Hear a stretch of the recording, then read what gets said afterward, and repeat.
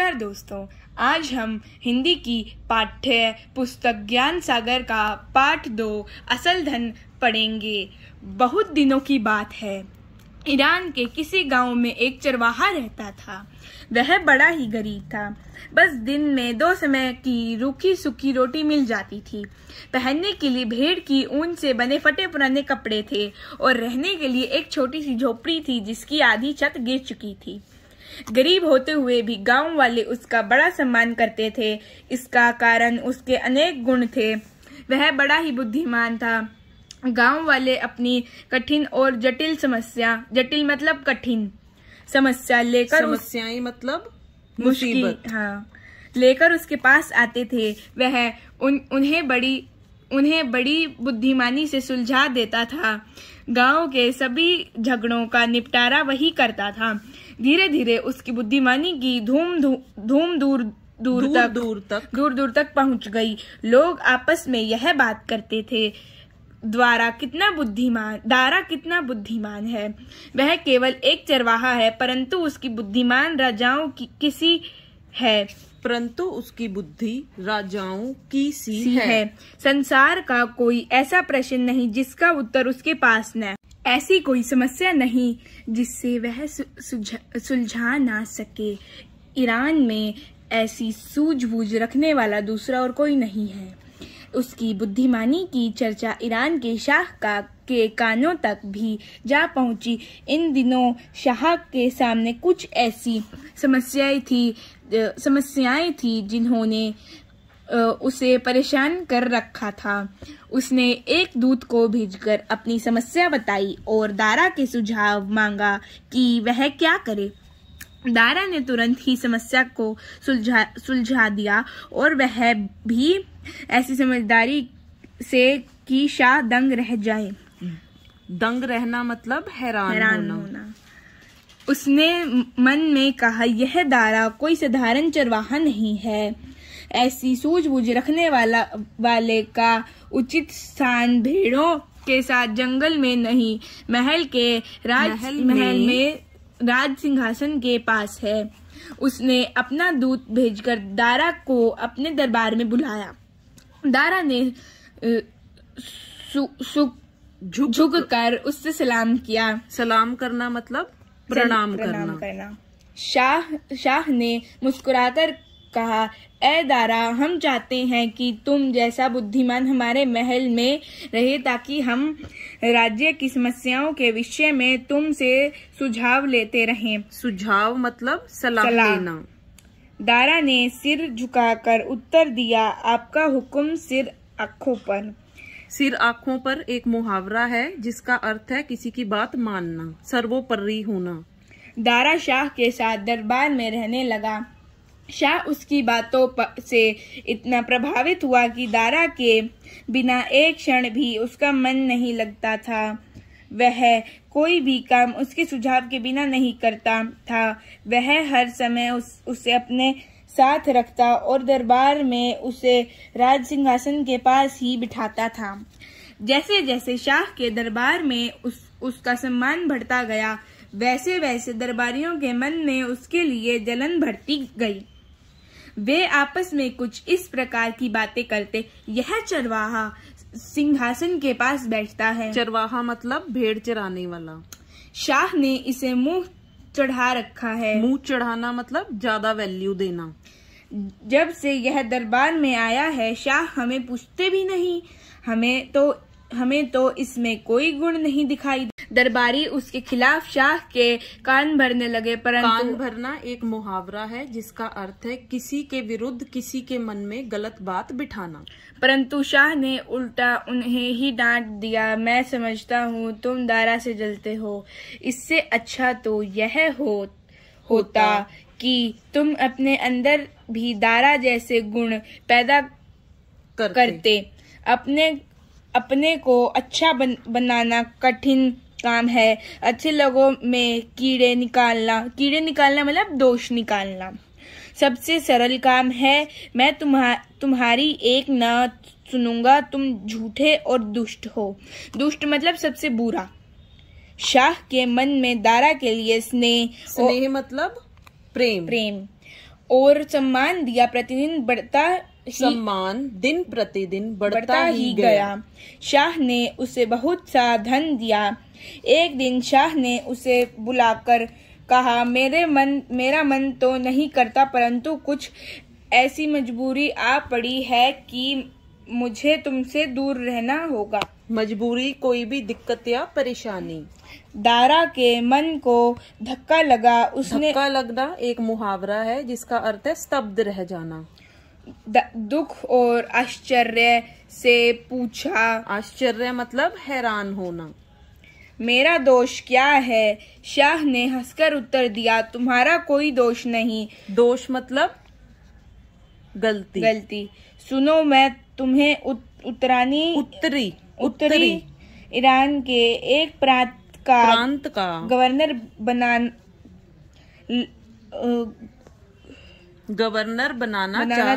बनाने जा रहा हूँ।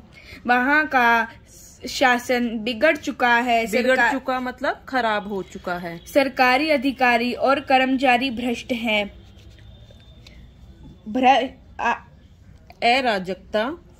अराजकता फैली हुई है। सब लोग मनमानी कर रहे हैं। मनमानी करना, अपनी मन की मर्जी करना और दूसरे की न सुनना। जान और माल सुरक्षित नहीं। चारों ओर हाहाकार मच रहा है। वहाँ तुम्हारे जैसे बुद्धिमान, ईमानदार और समझदार शासक की बड़ी आवश्यकता है। मुझे विश्वास है तुम्हारे जाने से प्रांत के हालात ठीक हो जाएंगे। दारा गवर्नर बनकर उत्तरी प्रांत की ओर चला। उसके वहां पहुंचते ही प्रांत के हालात सुधरने लगे। वह स्वयं हर स्थान पर जाता और लोगों से पूछता कि उन्हें क्या दुख है। वह नगर नगर जाकर दरबार लगाता और दोषियों को सजाएं देकर लोगों को न्याय दिलाता।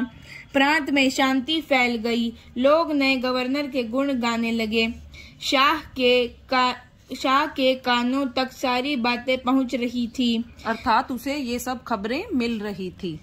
वह उन्हें सुनकर फूला न समाना मतलब बहुत खुश होना। दरबारियों की जलन और भी बढ़ गई और वे शाह के कान भरने के लिए नए नए उपाय सोचने लगे। दारा प्रांत के अनेक स्थानों का दौरा घोड़े पर सवार होकर करता था। दौरे पर जाते समय उसके साथ ही एक और घोड़ा भी होता था, जिसकी पीठ पर एक बड़ा सा बक्सा रखा था। बक्से के बिना दारा कभी नगर से नहीं निकलता था। दरबारियों को एक अवसर मिल गया। उन्होंने शाह से कहा, अवसर मतलब मौका। आप दारा को ईमानदार समझते हैं, परंतु वे बेईमान है।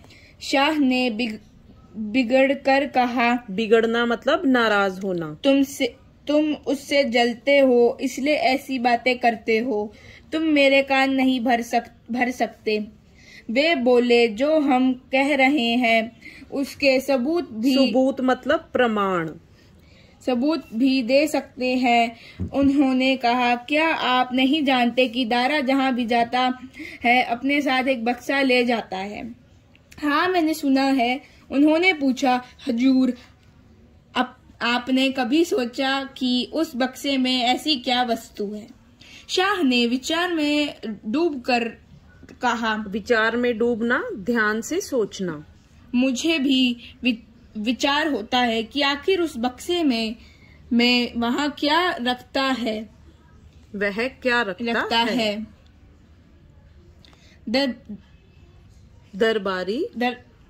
दरबारी बोला, उस बक्से में दारा उस धन को रखता है जिससे उसने अपनी बेईमानी से एकत्र किया है। वह एकत्र करना मतलब इकट्ठा करना। हाँ।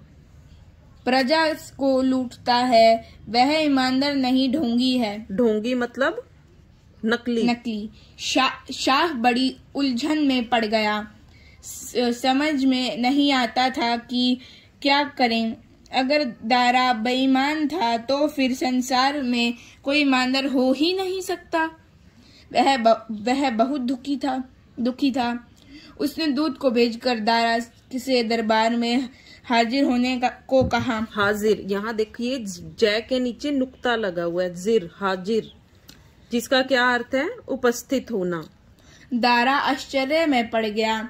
इस प्रकार अचानक ही दरबार में हाजिर होने का आदेश उसे अजीब सा लगा, परंतु वह तुरंत ही राजधानी की ओर चल पड़ा और शाह के सामने आकर झुक गया। उसके साथ उसका वह बक्सा भी था। दरबारियों से खचाखच भरा हुआ था। खचाखच मतलब पूरी तरह से। सबकी निगाहें उस बक्से पर पड़ी हुई थी, गड़ी हुई थी मतलब सब कहाँ देख रहे थे? उस बक्से की तरफ गड़ी हुई थी। और दरबारी एक दूसरे को इशारे करके मुस्कुरा रहे थे। दारा ने अदब से कहा, ए ईरान के शाह, मैं हाजिर हूँ, मेरे लिए क्या हुक्म है? शाह बोला, दारा, हमने तुझ पर भरोसा किया। भरोसा करना मतलब विश्वास करना। तुझे सम्मान दिया और गवर्नर बनाया, परंतु तूने हमें निराश किया।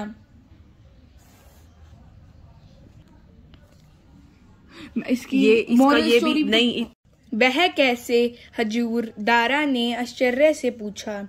शाह क्रोध से चिल्लाए, क्या यह सच नहीं कि तूने बेईमान से धन एकत्र किया है? एकत्र करना मतलब इकट्ठा करना। क्या हमारा दिया हुआ धन तेरे लिए काफी नहीं था जो तू बेईमानी पर उतर आया? यह झूठ है। दारा ने नरमी से मतलब आराम से, नरमी से उत्तर दिया, मेरे पास ईमानदारी के सिवा और कुछ नहीं है। शाह ने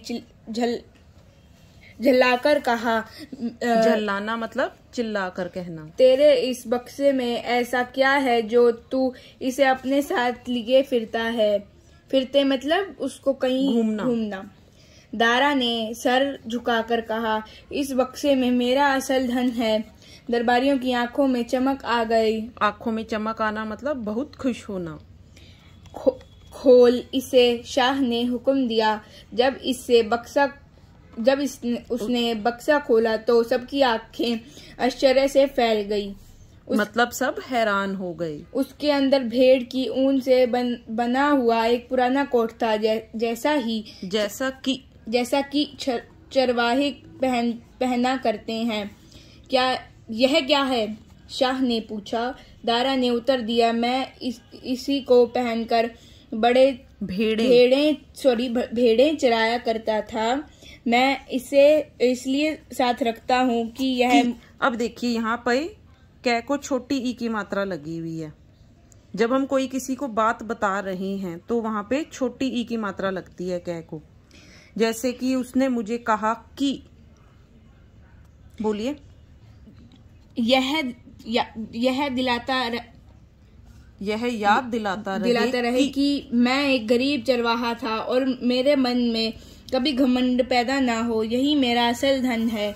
दरबार में सन्नाटा छा गया। सन्नाटा छा जाना, चुपचाप हो जाना। दरबारियों के सिर शर्म से झुके हुए थे। शर्म से झुकना मतलब कि लज्जा आना, शर्मिंदा होना। शाह बोला, धन्य है यह देश जिसने दारा जैसे महान इंसान को जन्म दिया। और ये किसने लिखा है? अबराद मोहसिन व कामरान मोहसिन। धन्यवाद।